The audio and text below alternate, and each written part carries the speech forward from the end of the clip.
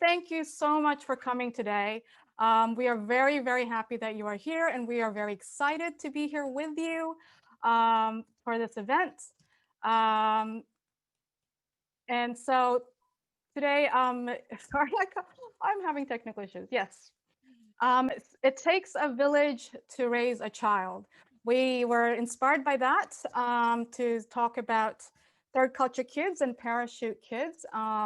And this is 2020, so we'd like to say it takes a global village to raise an internationally mobile child. My name is Danau Tanu. I'm the co-chair for FIGT Research Network, and I'm hosting this today with Sundae Bean, my co-host, my lovely co-host. Thank you so much, everyone, for coming here.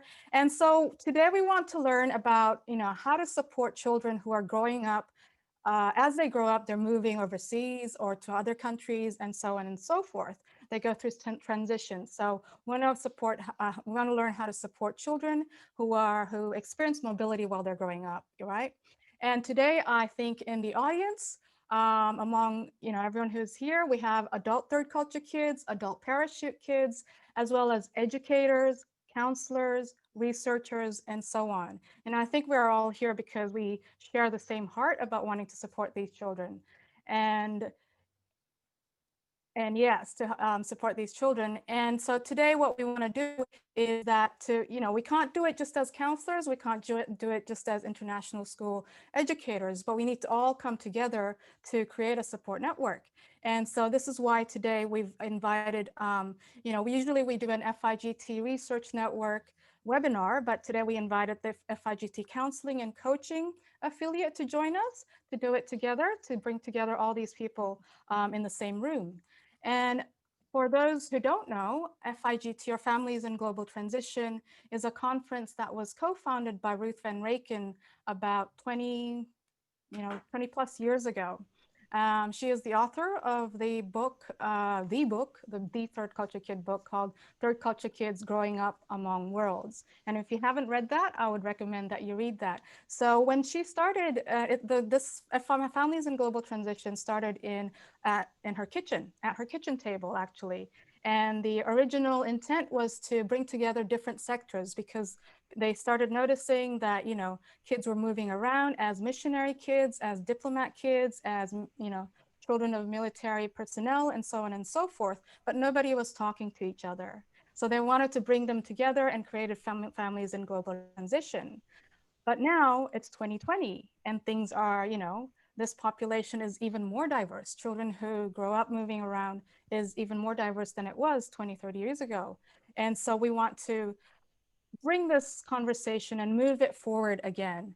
And this is why today we have Dr. Tim Stewart, who is an international educator with us, as well as Dr. Zhang Cho, who is a psychiatrist. And they both have different perspectives, and we're bringing that together. So traditionally, we think of third culture kids as moving with their nuclear families, but the question is, they don't always do that. So what happens then? And how do you manage relationships when you're experiencing such mobility as a family and as a child when you're growing up?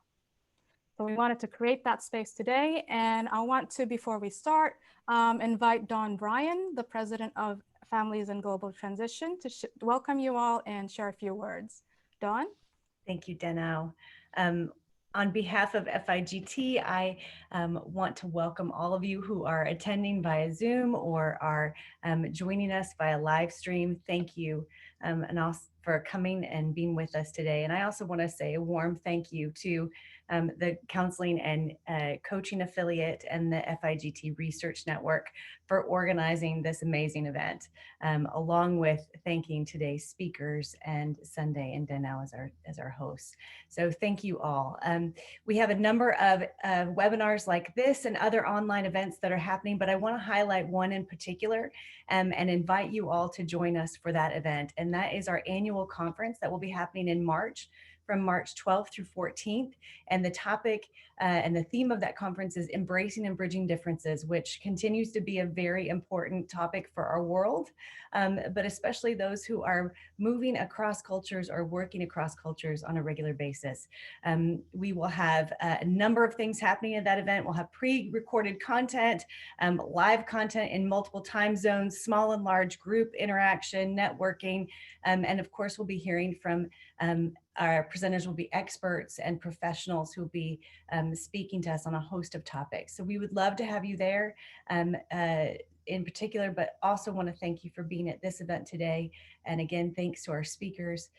We are grateful to learn from you today and to help us know how to equip and support people who are moving around the world and crossing cultures, which is what FIGT exists to do. So welcome to everyone. Thank you again for hosting this event to the Coaching and Counseling and FIGT Research Network. Thank you. Thank you, Dawn. I just want to acknowledge we have people on the call today who are getting up at 6 a.m. to be here, and we have people that are staying up till midnight. So this says so much about our community and how important this is to them. I just want to say thank you for your time and attention. We know you're giving us your most precious resource, and what you can expect today is we're trying to our best to use your time and attention in the most efficient way. So we will be moving through various topics and calling on your questions and integrating them throughout our time together. So you'll be able to ask questions in the chat, and we have a team of people here who are going to be paying attention to those questions in the chat. Just a shout out to Sarah, who is the co-chair of FIGT Research Network. She'll be in Zoom watching the comments to see what questions you have. Dr. Anastasia Liadi is from the Education and Research Director from the board, and she'll be helping on YouTube. And Daniela Tomer from the Counseling and Coaching Affiliate will also be on Zoom watching your questions. So your questions are important to us, and we will be taking them as we can. Just a quick caveat about questions. If you have a basic TCK question that you want answered, our recommendation is to definitely check out what we call, the definite guidebook for TCKs written by the Pollock family and Dr. Ruth Van Rankin. This is your go-to for the basics. And today we're working on focusing on next level ideas that we don't often hear talked about within the community. So thank you so much. We're going to dive right in, and I would like to ask the first question of you all who are here watching live on Zoom or YouTube, or maybe you're watching the recording later. I want you to think about this question as well. But why does this topic matter to you? We have hundreds of people who have expressed interest, and we want to know from you why this matters. Feel free to put your answer in the chat. We're going to be eager to reading your input as we go. But I'd like to actually hear from Danau, my co-host. Why does this topic matter to you? Resilience, TCKs, and parachute kids. Thank you very much, Sundae. I'd like to share my story. Before we start, I'm just a little worried, is our speaker Zhang Cho in the room? It would be great if you could check that. But so I would like to share my personal connection with the story, with the topic, as well as my professional connection. As a third culture kid, obviously, not everyone struggled, but I struggled very much with identity and, the confusion of moving and making friends, losing friends, and so on. So very much, I really want to support third culture kids so that the younger ones don't have to go through what I had gone through. And also, some years ago, I met Tim Stewart, and he was sharing with me at the time about his research, his PhD doctoral research about on a First Nation reservation. And he was talking about this thing about, how important it is to have adults in their lives, for children to have adults in their lives to overcome adversity. And he was also talking about this mentoring program that he had created for his school, to implement his research findings. And for some reason, every time he spoke about this, my heart would just start racing and drawn to it. And like I was about to, just emotionally, it spoke to me. but I couldn't quite understand why at the time.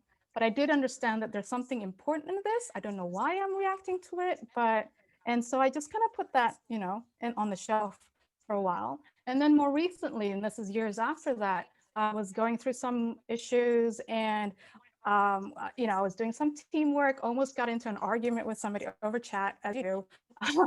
And my good friend Isabel Min, who is a coach and an excellent coach, just kind of immediately called me from Korea, all the way from Korea. I'm in Perth, Australia, and said, Danau, what's going on here? Like you're bigger than this. Like just let it go. But something's triggering you. What is it?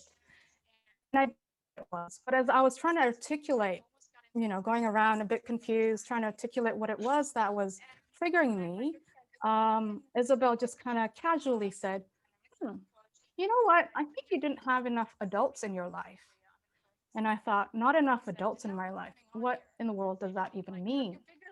And so she's kind of started to explain that, sometimes as children, we need, or as young people, as we're growing, we need to have trusting adults in our lives who can, see past our coping mechanisms, see past whatever it is, and see us for who we are, and kind of affirm that.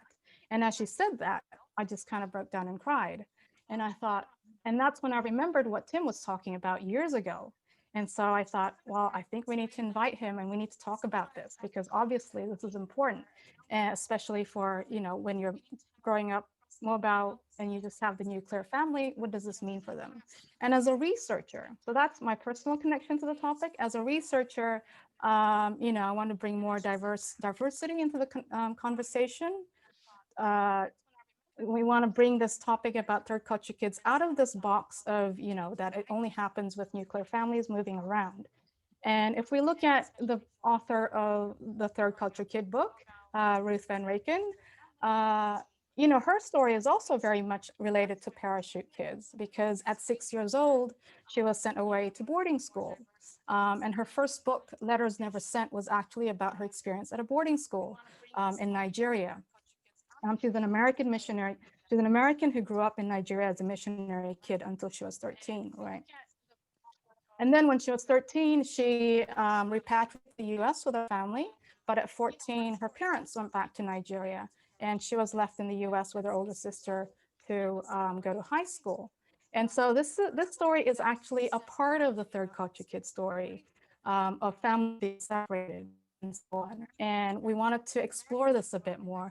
It's not just an Asian thing. It's not just one group of people, but it happens a lot. It happens more commonly than we think. So that's my connection with the topic. Sundae, what about you? Okay, thank you so much. Just a quick request logistically, I'm getting some feedback in the sound. I don't know if you're hearing that as well. If I can just ask everybody except for the speakers to mute themselves, that would be really helpful. What I'm seeing in the comments is this dual hats. People are holding both a hat as a practitioner or an administrator and a parent, or they've lived the experience and now they're serving people. And that really mirrors the duality that I hold as well. First and foremost, I serve the globally mobile community, and I take immense responsibility in serving people well. So I'm here because I didn't even know the term parachute kids before this event. That's something that Danau introduced me to, that I want to understand the experiences of the whole gamut of what we would call third culture or cross-cultural kids, not just the lens that I'm living with my family. So that's the professional side. On the personal side, I am a mother of cross-cultural kids and third cultural kids, but I grew up with a monocultural background. So that means I can easily project my ideas or experiences on my children who are having very different experiences in my own childhood. So I take both of those responsibilities very seriously. And that's honestly why I'm so motivated to be part of this as well. So thank you so much for everybody who's sharing. It's gorgeous to be reading the richness of your experiences. And that is really our goal today, to see how can we understand as parents, as counselors, as administrators, that we can really do our best for our kids. And I would love to I have the honor of introducing Dr. Tim Stewart, who I'm just meeting right now live. And so a pleasure to have you. I'm going to introduce you, Dr. Stewart, and I'm going to let you say a few words about yourself. But Dr. Stewart is the head of school at the International Community of Addis Ababa. He has over 25 years of serving schools in 5 countries, including Turkey, Switzerland, Indonesia, Singapore, and Ethiopia. He's also been the high school principal of JIS and SIS, which are well-established international schools, and the executive director of strategic programs at the Singapore American School. He's a chief architect for research and development to support strategic school reform. He has worked as an educator on a Navajo reservation in the United States and was a basis of his research. And we're going to learn more about that research later, which is fascinating. And his passion to support internationally mobile school children led Tim to co-author an amazing concept, Children at Promise, and another book, Raising Children at Promise, in addition to being a co-author to many other publications. So Dr. Stewart, thank you so much for being here today. We really want to know what led you to your work in the international education sector. And as we understand it, it has something to do with your own childhood.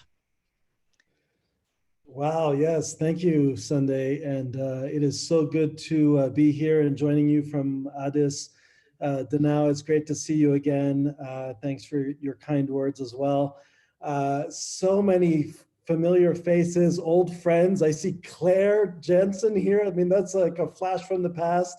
And I don't know, Ruth, if you know our connection, but my father did his research as well on third culture kids, and you both presented in Ecuador together, I think in 1983 with Dave Pollock. And so that, you know, we go way back with a lot of rich history with many of you who are here today. So thank you for allowing me to share my story and my thoughts with you. Yeah, my parents moved to France when I was 4 years old. My father is Native American, my mom is a hippie. And they ended up moving to France when I was 4, in many regards, in many ways, to get away from North America and also to serve the community there. They did a lot of work with the Cambodian refugees in the 70s in France, and so that started shaping my story. By the time I was in 9th grade, I had been to 9 different schools. And then went to the United States for a year in 8th grade, learned English at that point since I had been in the French school system the entire time, and then moved to Germany to an international school there called the Black Forest Academy, which is actually where the first time that I actually heard the term third culture kid.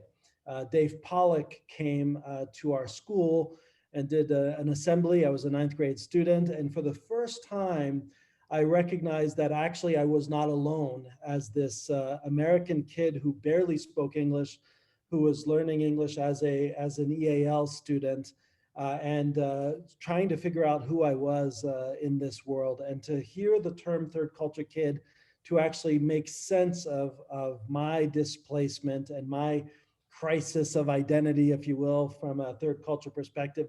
The worst question, those of you who know third culture kids, the worst possible question, the most uncomfortable question that you can possibly receive is, where are you from? And we always just pause and say, I don't know. But my passport says I'm from Texas.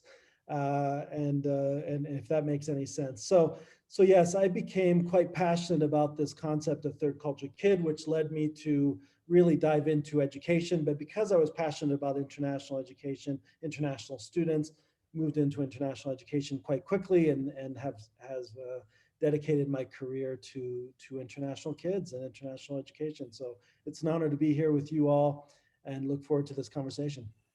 Thank you so much, Tim. Danau, I'm going to turn it over to you now for Dr. Cho. Hi, thank you so much, Sundae. We're having a bit of a technical issue, actually. Dr. Cho isn't in the room. There's someone in the room with a number calling in, so we could admit the person that's in the waiting room with a number. Yes, I think that's her. She's calling in with her phone. Okay, now I've admitted her. Okay, and Sarah, I think YouTube is on gallery view. So if you could switch to speaker view, that would be awesome. Okay, we're getting feedback. If you have another microphone going, just and check. So Dr. Cho, is she here now, or should we'll take a checkpoint? There we go. We're waiting for our guest speaker to see if she's back online. This is Murphy's Law, isn't it? Okay, if Danau, I suggest that we can introduce Dr. Cho, and when she gets online, we've done that part, and then we can move on to defining some terms while we're still waiting for her.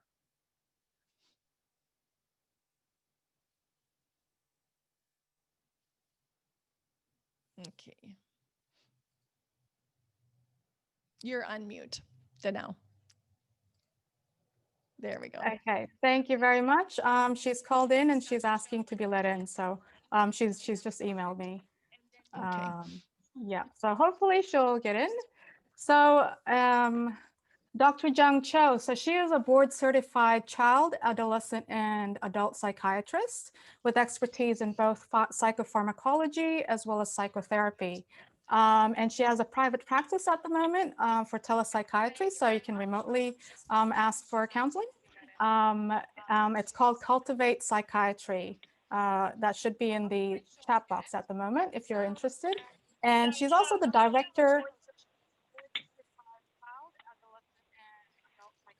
This might be her on her dialing in. We might be getting the feedback from her. So I can mute her for a moment, and then we'll unmute her. Okay. Yep. So she's the director of the consortium at Center for Cross-Cultural Student Emotional Wellness, which is a partner to the Massachusetts General Hospital in the US and also affiliated to the Harvard Medical School. And she's bilingual, she's a bilingual and bicultural psychiatrist, Korean and English. And she's very much passionate about the minority communities. And before her work now, in the past, she was the head of Hope Clinic, which is a free mental health clinic for underserved Korean Americans. And she also is the founder and co-chair of the Asian Caucus in the American Academy of Child Psychiatry. And she's very much an advocate for the Asian American and Pacific Islander communities. Is she in? So that's Dr. Cho, very well established. I'm going to ask her to unmute, and then we'll there we go. Okay. Okay. Hello, everybody. Hi, can you hear me, everybody? Yes, hello. I would like to ask you. Okay, yeah. Go ahead. Yeah, so Dr. Cho, I was wondering, or Zhang, if I may, what your connection is with the topic. I know it's a very personal story for you as well. And also I'm a bit interested in, because you had a pre-psychiatry life, like what happened and why did you get into psychiatry? Thank you. Well, thank you, everyone. And I apologize for joining with the phone. I'm having technical difficulties with Zoom, but I'm very happy to be here to talk about my passion and why I'm here.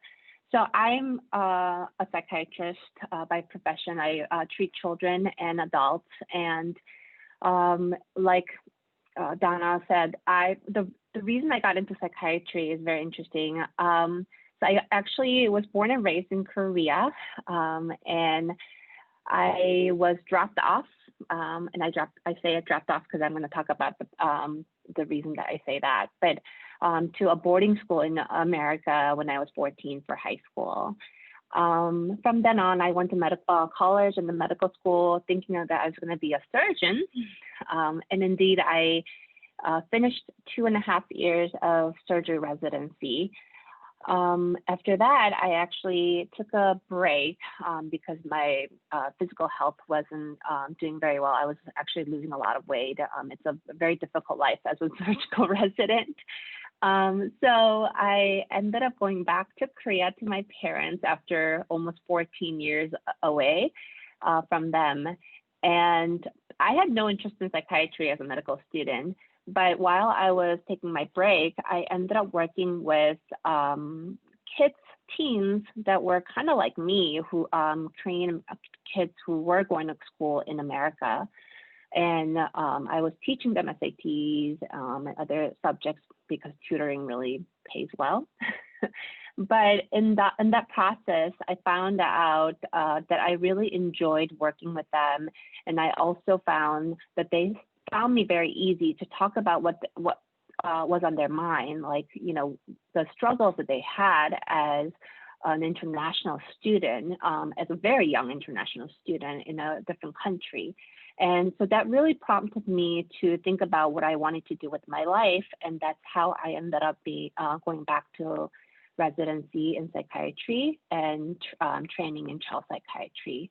So since then, that was the kind of motivation and what drove me into working with both international students and Asian American population in the United States, especially with the mental health. I'm very glad to be here. I also am happy to be here because I went through an international school in Seoul before I transitioned to boarding school in America. So I feel like I've found my tribe here. So thank you so much. I need to make sure that we're all on the same page before we go into our in-depth discussion and questions. And I'm going to ask the obvious. What is a parachute kid? And next, after that, I'm going to come back to Dr. Stewart and ask about Children's at Promise. But Dr. Cho, while you're live with the microphone, can you help us understand why the term parachute kids? Yes, so the parachute kid is somebody like me. So the definition is children who are sent to a new country to either essentially live alone or sometimes with a caregiver while their own parents remain in their home country. And this happens for mostly educational purposes. And we call it the parachute kid. There are many different terms for this, but in America, I think the term the parachute kid stuck because if you can imagine, the parents and the child are in an airplane going, and the parents drop the kid with the parachute to this new country, whereas parents stay on the airplane and go right back to their home country. So that's how the term parachute kid came along. Now, the other terms include, well, I think in Korean, they use early study abroad.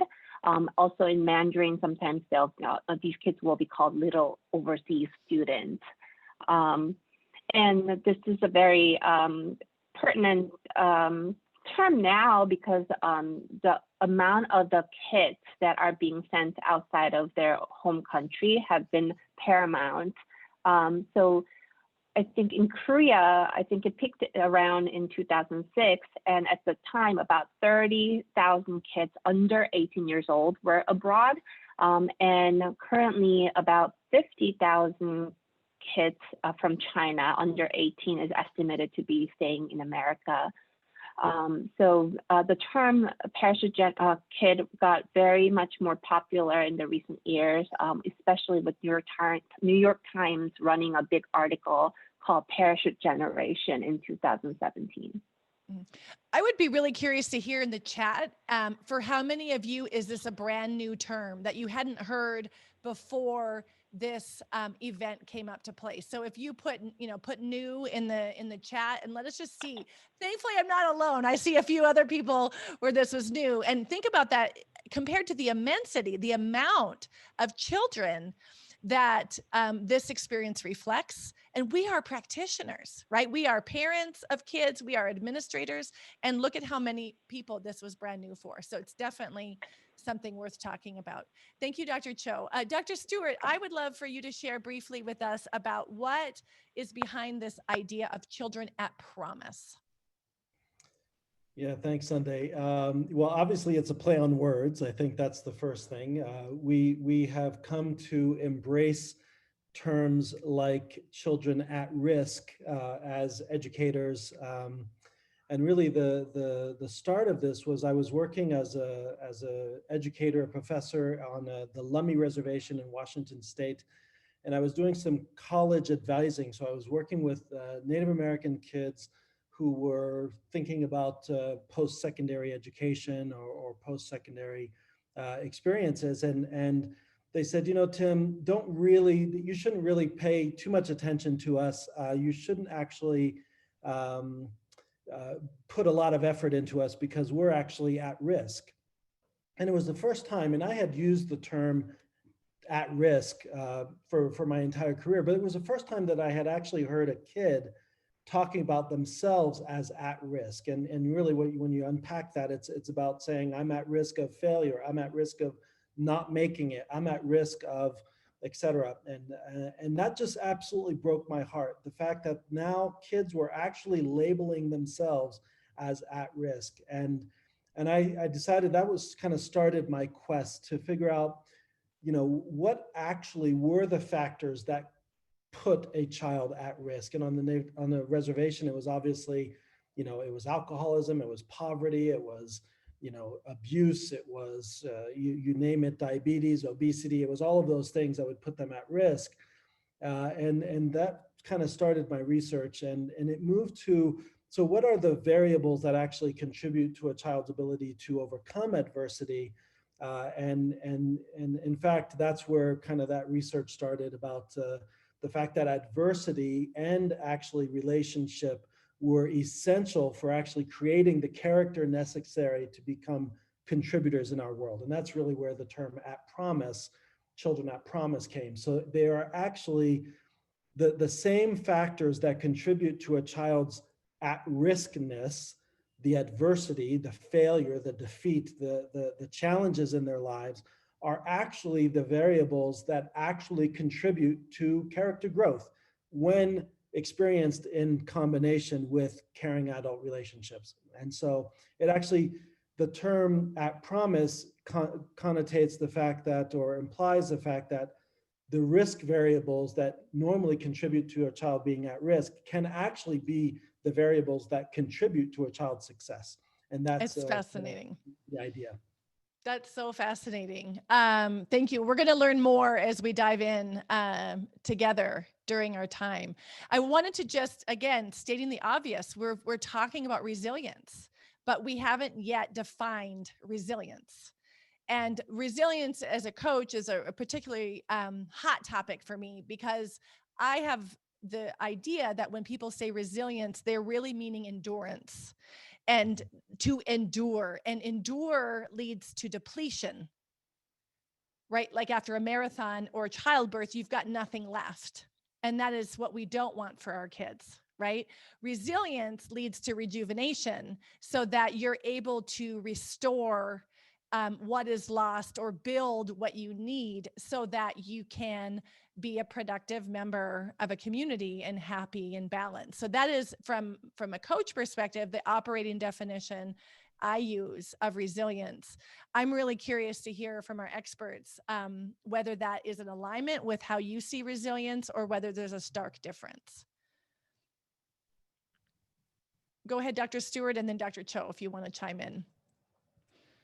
Yeah, again, you know, I'm not a psychologist from that perspective or our coach, but I do believe that resilience, from my paradigm, resilience is not just, often resilience is associated with avoiding adversity. It's how do you create protective factors? And so if you look at resilience research, it'll often talk about protective factors, things that actually protect children from adversity. And in fact, my research would suggest that that protecting a child from adversity is actually impossible. In fact, it's actually detrimental in many regards, because it actually does the opposite of actually creating resilience. It actually creates weakness. It actually creates the inability to cope with adversity when they are entirely sheltered. And we often see a generation now of children and adults, for that matter, who have been protected from adversity. And so I think for me, the issue is not whether or not we can protect from adversity, it's whether we can actually create environments that can use the adversity that children, third culture kids have been used the fact that I had actually been to 9 different schools by the time I was in 9th grade, used that as an asset because there are people that are investing in my lives in my life that are believing that actually I can turn this deficit into an asset and actually grow resiliency as a result of the adversity that we experience, as opposed to avoiding it altogether. Wonderful. And Dr. Cho, your background is obviously in psychology. What would you like to add to this? So I totally agree. The things that I talk about with my families is that that you do have to show them that there are challenges. It's more about how to turn those challenges into positive outcome and what you can see from the silver linings. And so the way that you do that is to give them challenges that can be overcome from the very beginning and in a kind of a ladder steps, so that when you are faced with adversity that is so big, you don't feel you have that muscle already built in, and that you feel like, yes, it's going to be challenging, but I can do it. And I think this is very, very important in terms of parachute kids and third culture kids, because a lot of their experience as child moving around, you do build that muscle by little, even though kids might not notice it. And then once you're an adult, you have all these different skill sets that you can use to navigate your life. So Danau, I'm curious what you think about these definitions of resilience. Well, I'm not an expert. I'm not a psychology, so I'm not an expert in that sense in terms of resilience. But I love what Stuart and Dr. Cho have said. And I guess, yeah, for me, it's, it's not just coping, because if you're just coping, you're just kind of like bobbing above water, but you want to actually swim. That's sort of my view of resilience. But so now we want to go a little bit deeper to find out, learn more about this and what we can do to help children become resilient. I want to start with you, Dr. Stewart. Tim, can you tell us a little bit more about your research? Yeah, so my original research on the reservation in New Mexico was around, was looking at the variables that contributed to a child's ability to perceive the benefits of adversity. So that's a little bit of a mouthful, but really what it means is all children experience adversity, and there are some children who are able to who actually believe that adversity is going to actually contribute to their growth. And then there are some children who believe that adversity is going to actually diminish them or have them fail. And so there's a clear distinction with children who actually have a belief system that says, this is a really difficult time in my life. I've just experienced whatever adversity it is. And we're talking about ranging from being cut from the soccer team to having a parent pass away.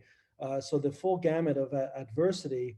And there are certain kids who actually say, actually, yes, this is the hardest thing I've ever experienced. And yet I am going to become a better person as a result of it. I'm going to grow as a result of it. And then there are some kids who experience the adversity and they actually give up. And my research was actually looking at what were the variables that actually contributed to a child's ability to perceive the benefits of adversity. And so I looked at a range of variables, such as academic ability, so whether they were good students or weaker students, gender, male, female, poverty, whether they had means or not, whether they, a whole host of different variables. And ultimately, there were two variables. Then I did a regression analysis. I looked at what were the variables that actually statistically were positively correlated with their ability to perceive the benefits of adversity. And interestingly enough, out of all of the variables, which was about 13 that I looked at, there were only 2 that were positively statistically correlated with a child's ability to perceive the benefits of adversity. And those were whether or not they had a faith of some type, whether or not they had a belief system, and it didn't matter what belief system it was, whether it was a traditional Native American belief, whether it was Christian or whether it was Muslim, that really didn't matter. It was that they actually had a belief that they were a part of something bigger than themselves. What that contributed to this. And the other one, which was actually the most significant, is whether or not they actually had a caring adult relationship in their lives. They actually believed that somebody cared about them. And it didn't matter who that person was. It could be a grandmother, it could be a coach, it could be a youth pastor, and it could be their priest. But somebody actually believed in them and actually spoke that belief into their lives. And those were actually the two variables that were correlated statistically with a child's ability to perceive the benefits of adversity. Thanks so much, Tim. And also, you know, today is drawn to this event because of their interest in mobility, particularly international mobility.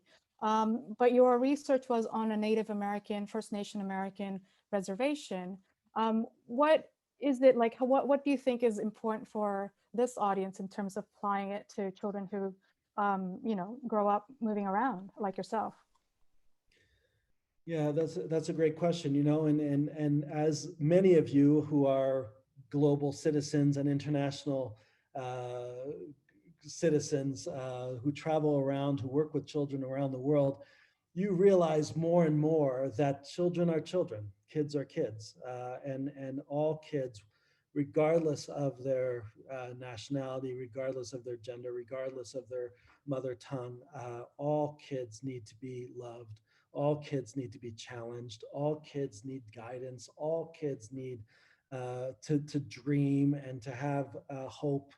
You know, there's so many similarities. You know, kids are kids, and that is one thing that because of my whole world had been in the international world, obviously because of my heritage, I wanted to dig into and really explore the Native American reservation and Native American kids to see. So that I could personally learn. And what I found is ultimately whether a child is, and this was, I guess the interesting part is as I did my research, then expanded the research globally, I found that in fact, kids on the reservation, and maybe this is an overgeneralization, but have experienced a whole lot of adversity.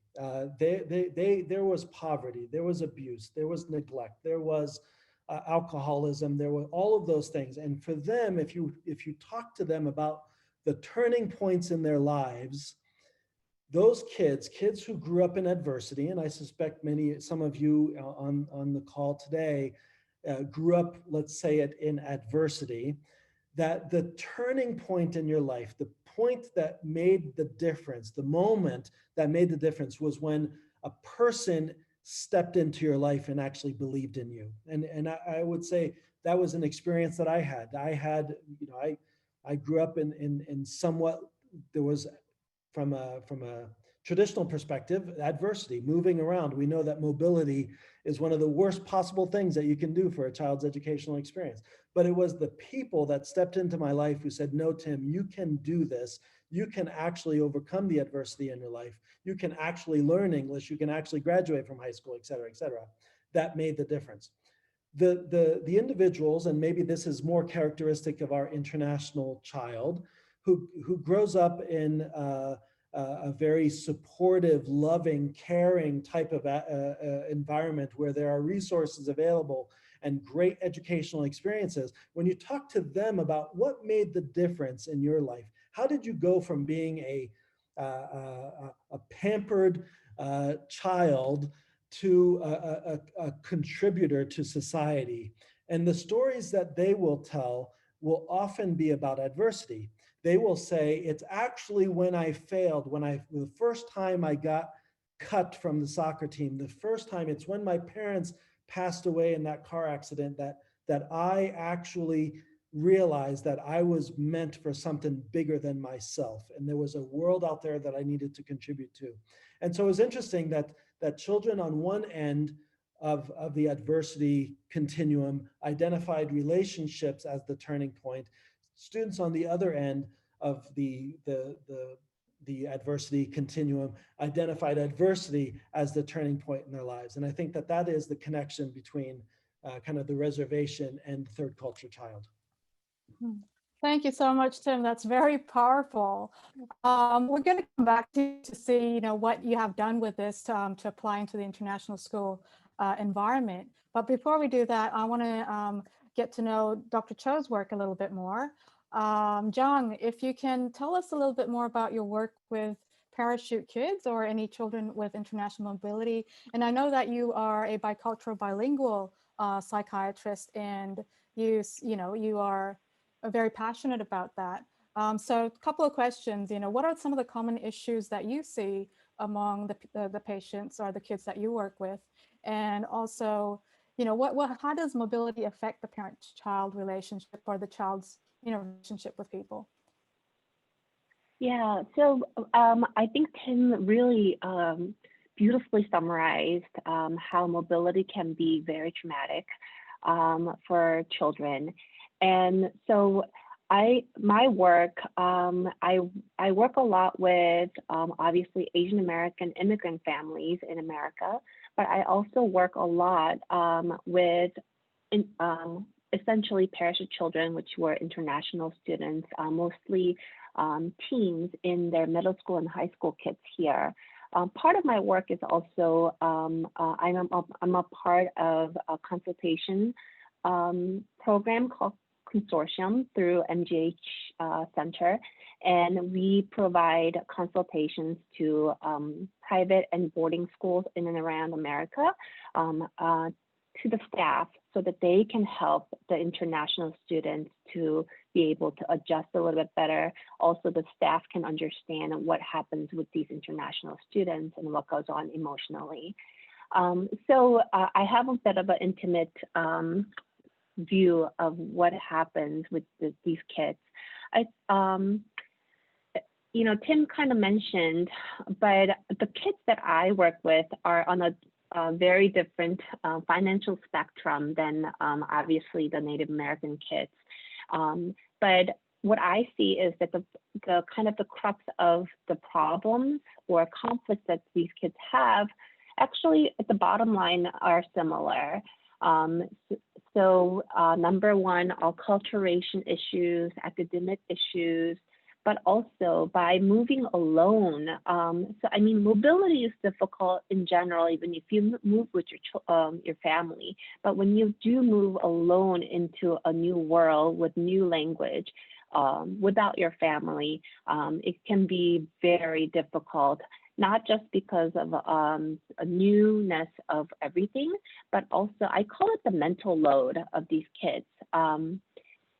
Anything from just household chores, like you have to do your own laundry, you have to, to check your own appointments, you have to do your own homework and make sure manage your money, manage your time, manage yourself, your health.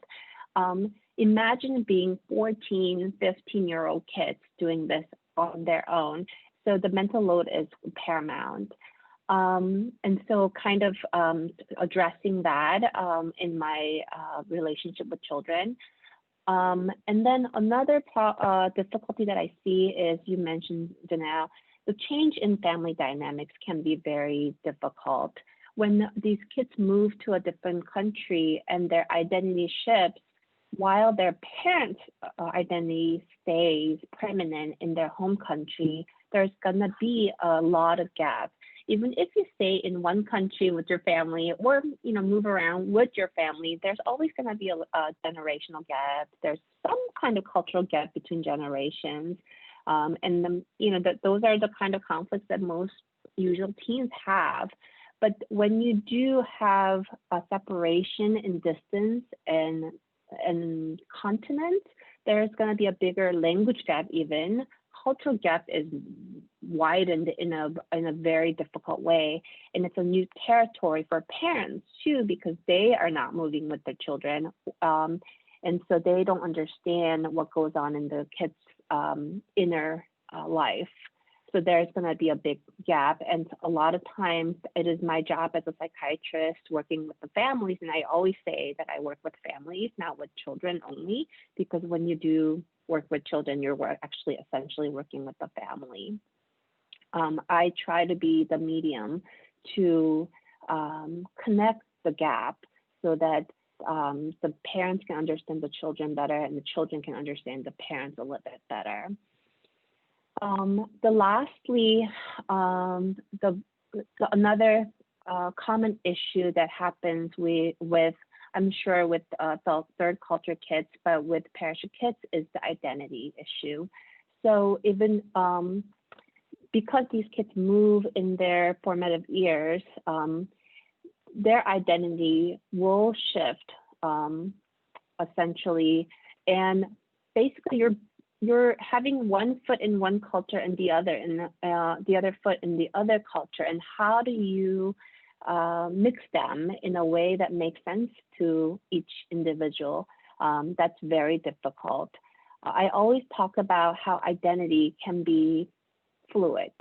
And I think this goes for most third culture kids and parachute kids, that identity is not permanent, and it is fluid throughout your life, and you have to work at defining who you are. And sometimes this can be a very lonely journey because there aren't that many people in the world that their identity changes throughout their lives.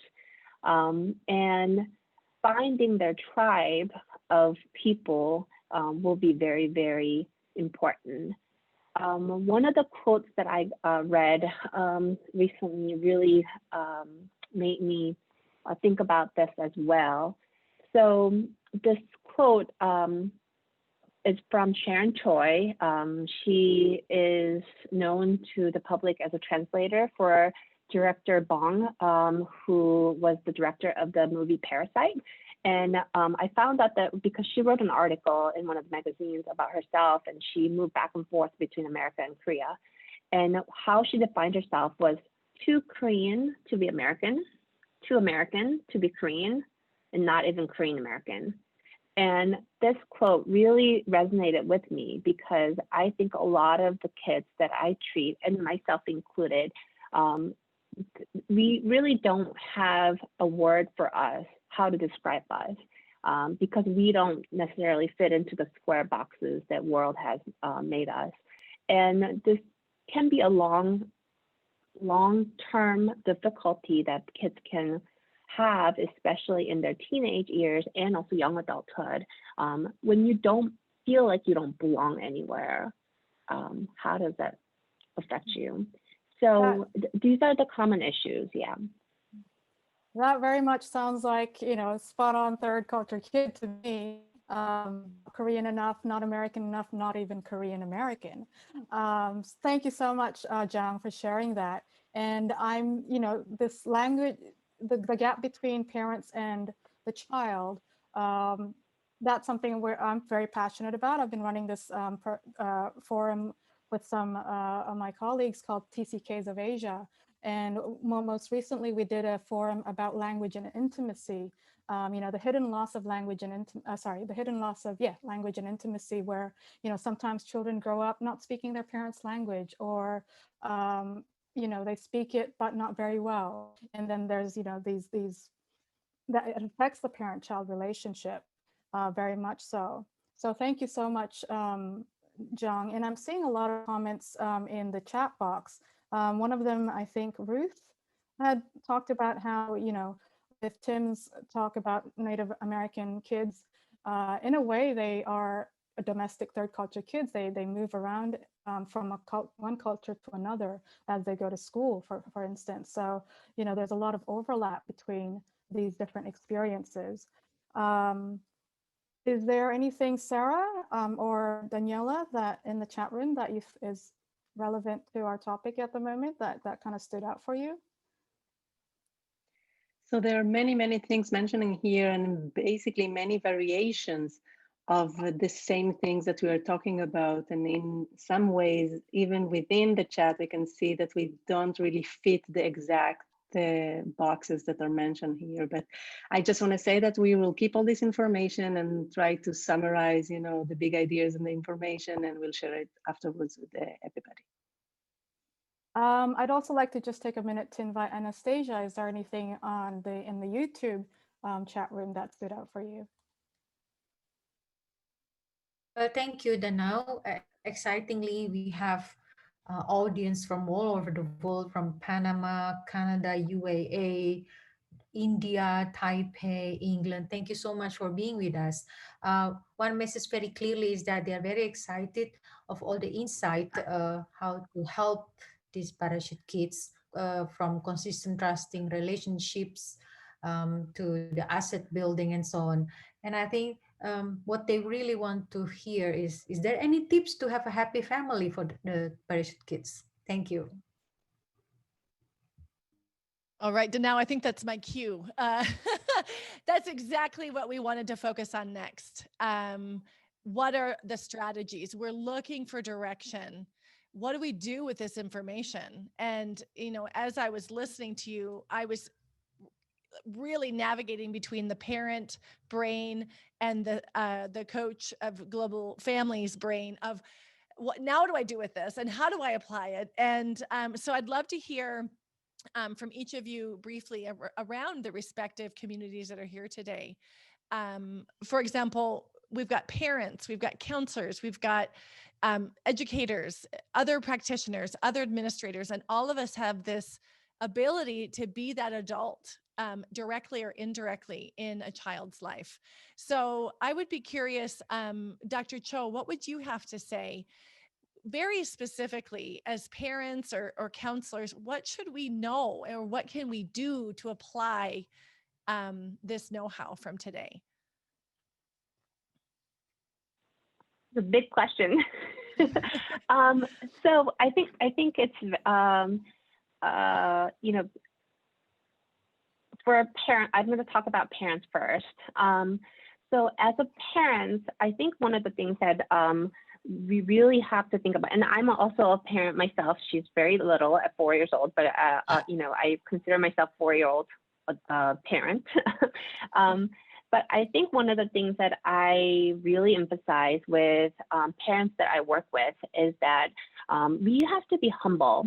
And I'm speaking as an Asian parent myself, that I want to do everything for my child to make sure that I can protect my child. But Tim had Tim's message about adversity for our children, I think really resonated with me, that we should not, and we cannot protect our children away from any adversities, because that is going to be coming to bite us in the end when the children grow up and they have to face adversity. So, you know, letting them do their things, even though I know that we cannot, I feel very, very, very, very scared for our children. That's number one. I also think that, feeling humble and knowing that you cannot know the whole world of your child, even though this is your child.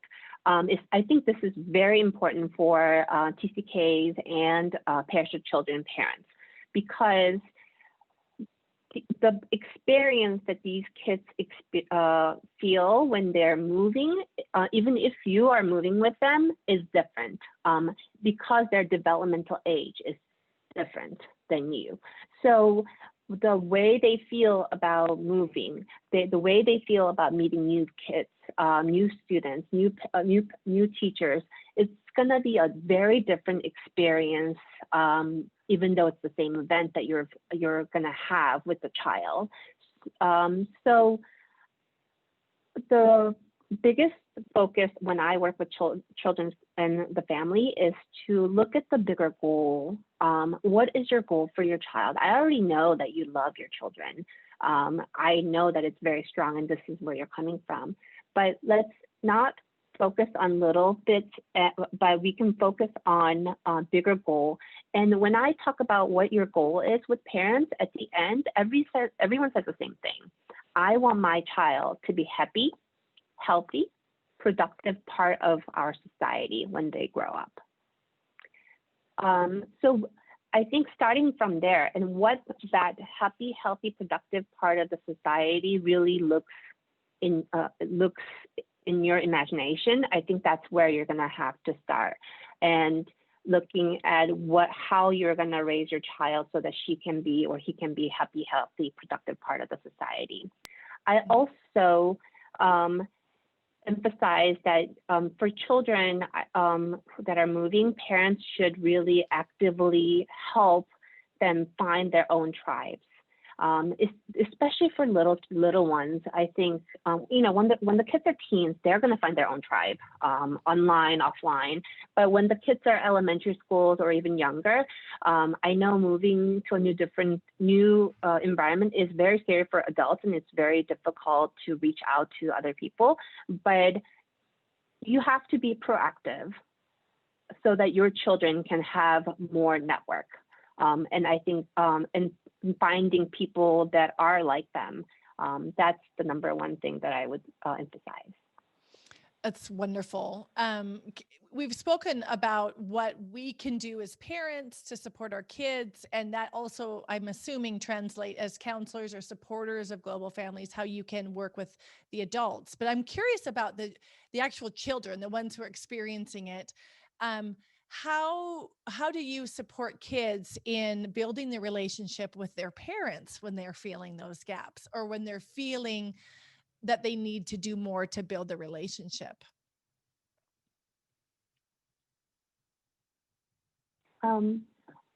Well, so I think when I talk about with children, I talk about what I start with. Well, what do you think? Well, I already know your parents love you. So what do you think shows that your parents love you? Right? Because their love language can be very different from what the love language of their parents. So we talk about how the child perceives love and how the parents might be expressing the love to them, and so that the children recognizing that language might be different, and that maybe my parents asking me to eat dinner all the time is an expression of love. I also work very directly with children to talk about how to request what they want in a very direct but polite way. I think, and I'm speaking about a lot of the Asian families because that's the population I work a lot with. But there's a lot of unspoken language that happens within the family dynamic. But all children really need to hear that they're loved. They have to hear what the parents think, because that unspoken language may be difficult for the children. So the parents have to really verbalize their thoughts. And this is a very difficult challenge for parents, especially when they've not been grown up that way. But the kids these days, I think it's very important to be concrete and let them know that how you feel. I think that's the start for sure. Yeah, I really see a broad applicability of that across cultures there. That's very relevant. Dr. Stewart, can we turn to you for a second? We've talked about the counselors and the parent side, but what about the perspective of educators and schools? What can we do with that, or what works and what doesn't work?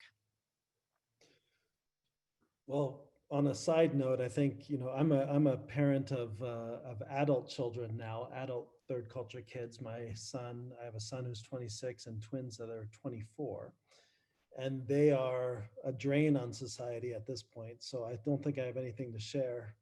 No, I'm just kidding. I know they're going to listen to this podcast and say, "What, Dad? You said that?"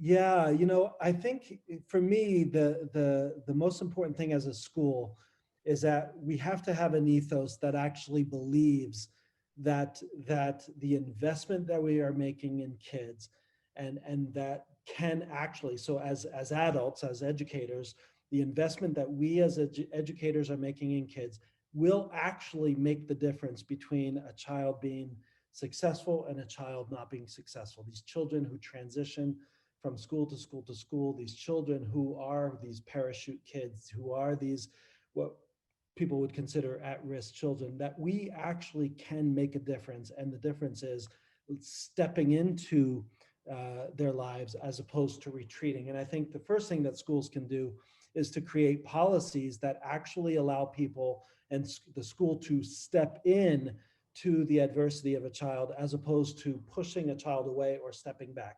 I know that a lot of organizations will say, you know, you got caught smoking dope, we're going to step back or we're going to push you out. You got your girlfriend pregnant, we're going to push you out and step back.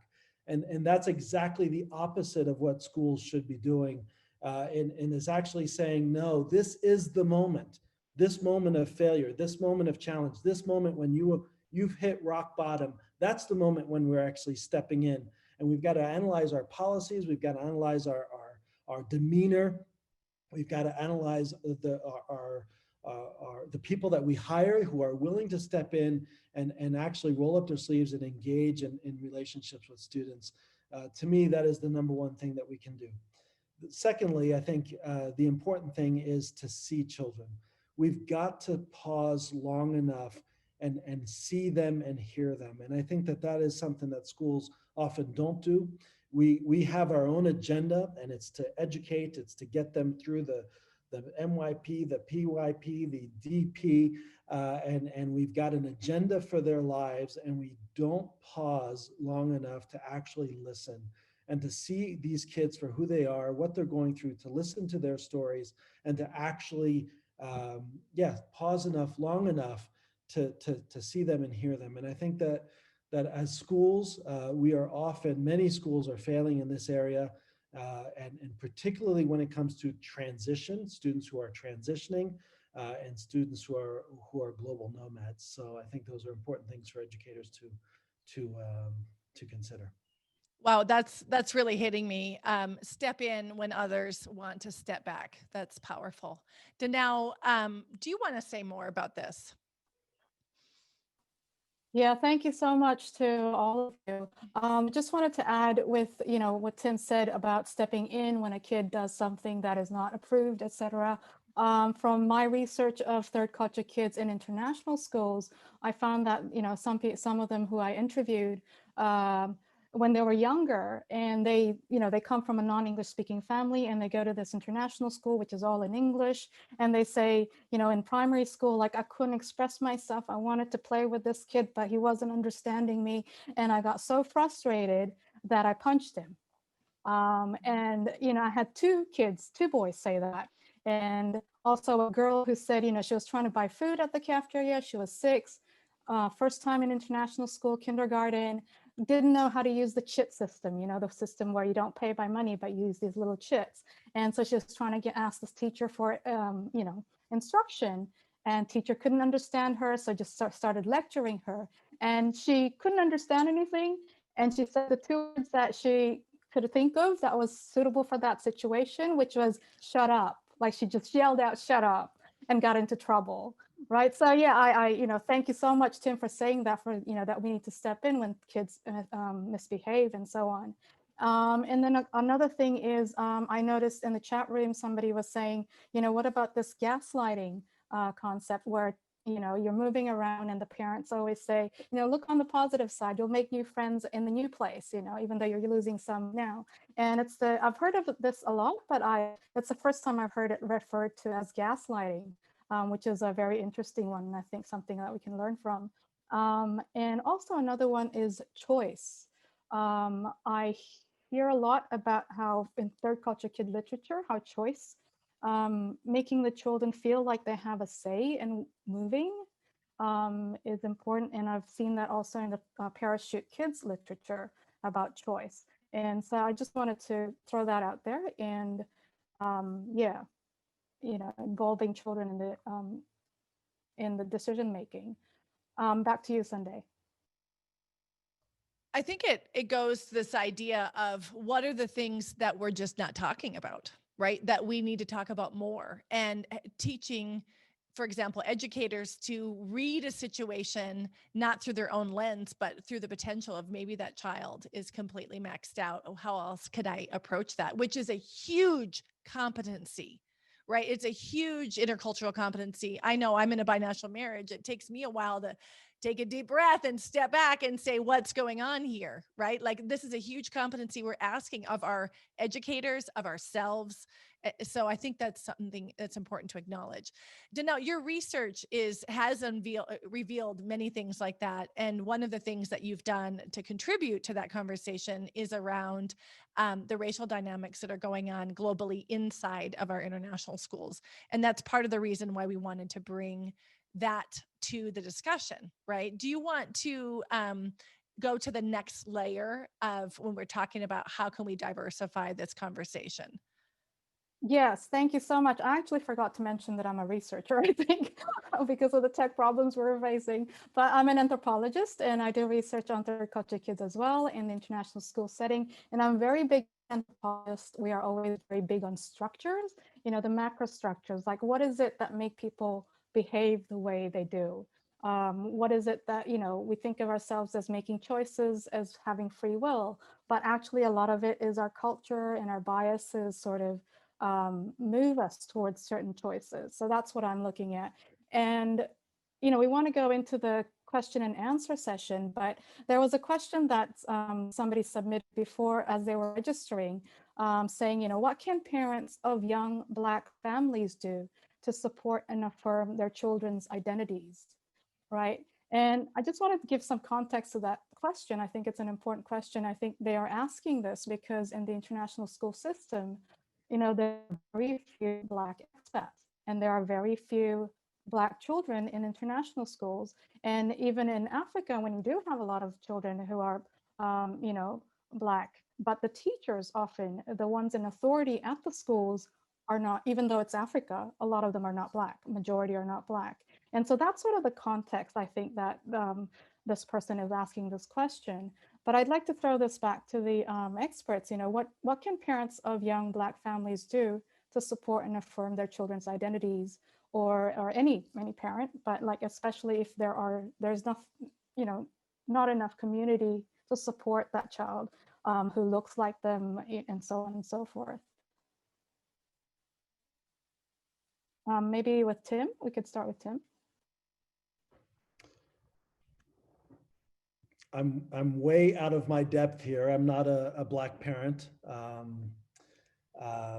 I do work at a school with probably 85, 90% of our students, I guess, are Black in that sense. But I think the question is a good one in terms of identity, and I think that's an important one for all third culture kids. I would say first and foremost, there is a belief amongst international people that somehow they need to, and international children pick up on this, is that somehow they need to diminish their own identity in order to celebrate and respect the identity of others. And I think that that's a false paradigm that we somehow have created, that somehow international mindedness or global citizenship is about not actually celebrating who you are and your identity and your culture. And I think that that's something that international schools and international families need to really look at. And I see this a lot with international families, particularly from international families who are from Africa or even Asia, where there's kind of an attempt to actually diminish your Africanness or diminish your Asianness in order to blend in to the international school community. And that's nuanced also with even accents. There is an acceptable accent within the international school community, and then there are accents that are unacceptable. That's maybe a little bit harsh, but it is kind of this this culture. We can create in international schools a culture of conformity, which is actually, in my mind, the opposite of international mindedness and global citizenship. We have to create an environment, in our families, of the celebration of who we are. That means our identity, it means everything, whether it's our religion, our identity, our culture, our language, And then so that we can actually celebrate and embrace the beautiful diversity, diversity that is represented in our schools and in our communities. And I think that that's, to me, something that's super important and something that's often under spoken.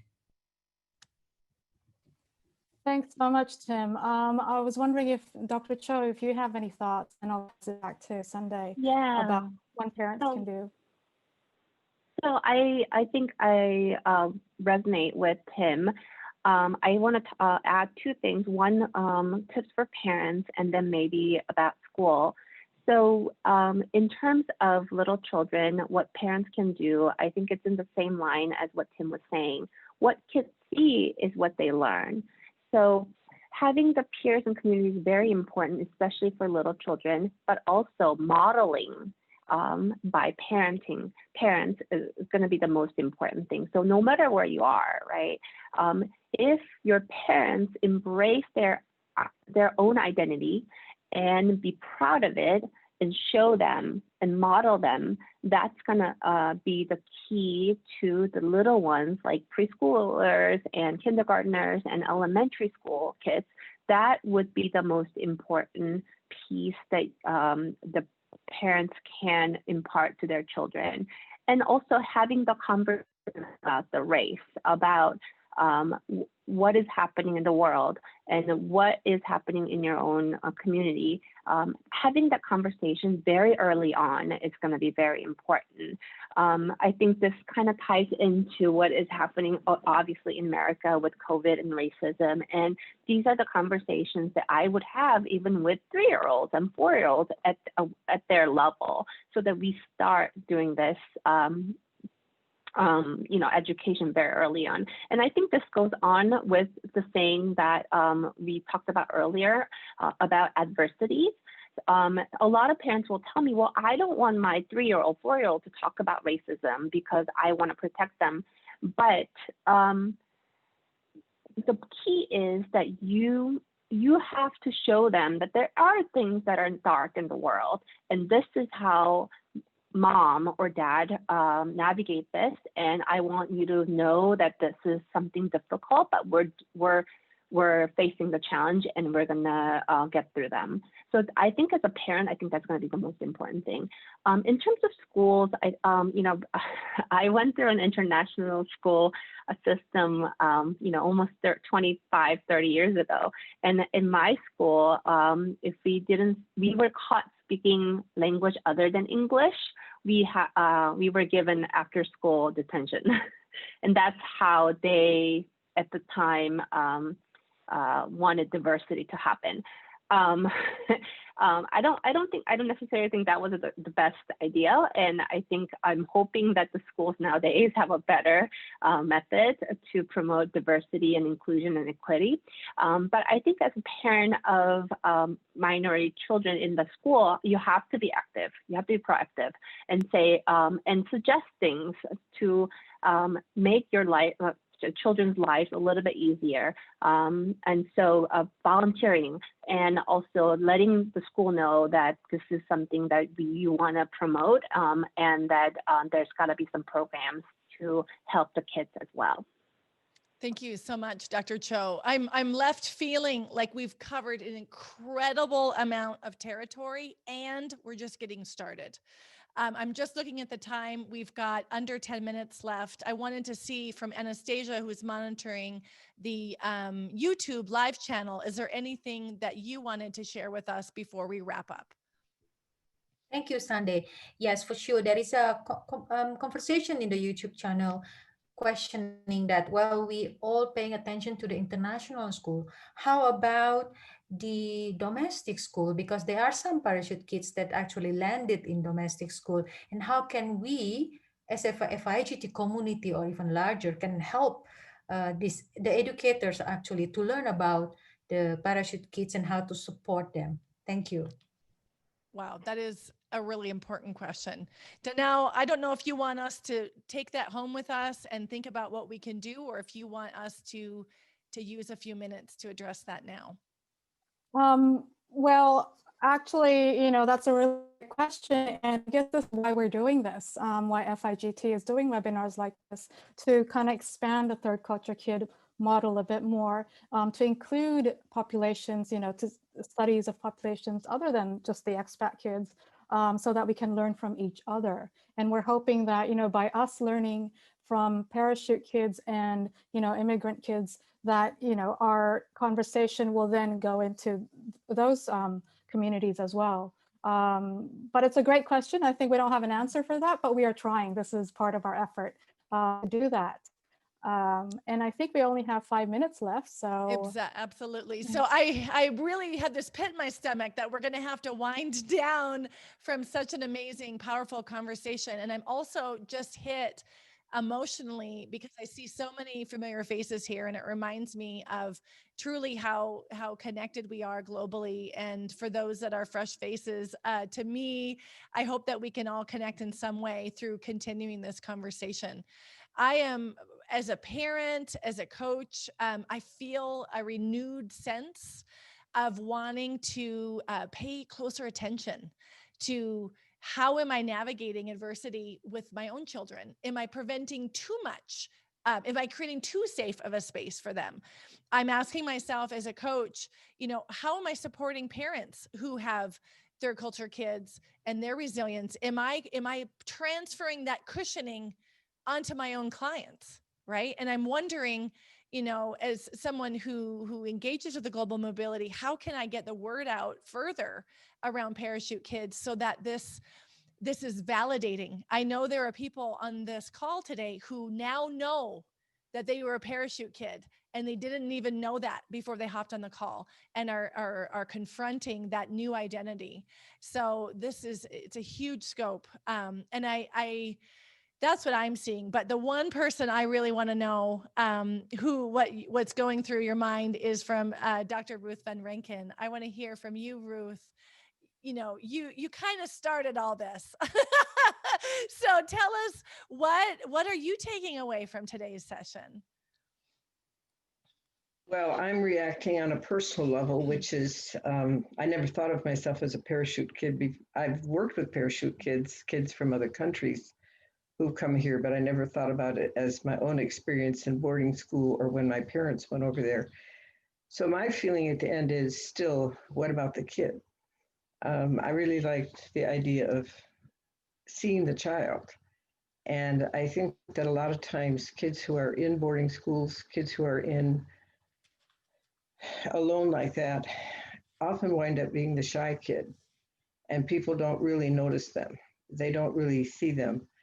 I'm going to really step into another place. My husband's a pediatrician. When we first came to Indianapolis, he went around to daycare centers. And the nurse that he was going with said, I know who's been here more than 3 months or not when I walk in the room. And he said, why? And he said, those kids don't look up anymore. The new kids still look up when the door opens because they hope it's their parents. But after a while, they realize their parents aren't coming anymore. And so you have the bully in the class, you have the teacher's pet, and then the rest of the kids kind of sit there and do their work quietly, and they're the good kids. And I thought then, and I'm thinking now, how invisible are these kids? I was in one school where there were a lot of Chinese kids who were parachute kids. That was my first time. And I think what you're saying about how do we help the domestic people, these educators really had no concept. They were mad at them. That was what I felt. They were a trouble.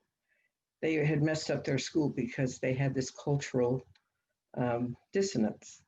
And so I think this is a super huge topic. I'm personally thrilled that all of you are expanding this topic because the world is changing and it's becoming so normal that people are growing up in many cultural ways. So I'm thrilled. I thank the presenters. I thank you, chair people from the committees. And my heart is joyful that the conversation has increased. And I agree with you, Sundae, that it's only just begun. So let's keep going. Mm-hmm. Thank you so much. Thank you so much, everyone. We're kind of coming to a close. We've got a minute, but so to keep this conversation growing, this is why we're holding the conference. And the conference that's coming up on 12th of March to 14th of March next year. It's going to be a virtual conference, so I hope, it should make it easier for a lot of us to attend, and hopefully, we can grow this conversation from there. So we would, really invite you guys to come. And I think you'll see the link to the conference in the chat room. Yes, and also links to the speakers' bios, where to get the books, etc., and so on and so forth. Sundae, are we missing anything before? I think we just got to wrap up and say thank you. So really, thank you so much for being here. I want to thank the Research Network for collaborating with the Counseling and Coaching affiliate. It's been wonderful. And we're going to leave you with Chinese proverb that has, sorry, go ahead, Danau. Before you go on, so we want to thank the moderators in the chat rooms and also the communications teams from FIGT, Judy and Sarah and Emma and Dawn, Jody, everyone. Thank you so much. And thank you especially to the audience for being here and for the speakers as well. Go on, Sundae. Absolutely. So we'll leave you with, it is a Chinese proverb, but we're looking at a quote from Jodi Picoult she's an American novelist. She says, "The human capacity for burden is like bamboo, far more flexible than you'd ever believe at first." So definitely summarizing the hope that we feel for our children seeking adversity. So thank you everyone for being here with us today.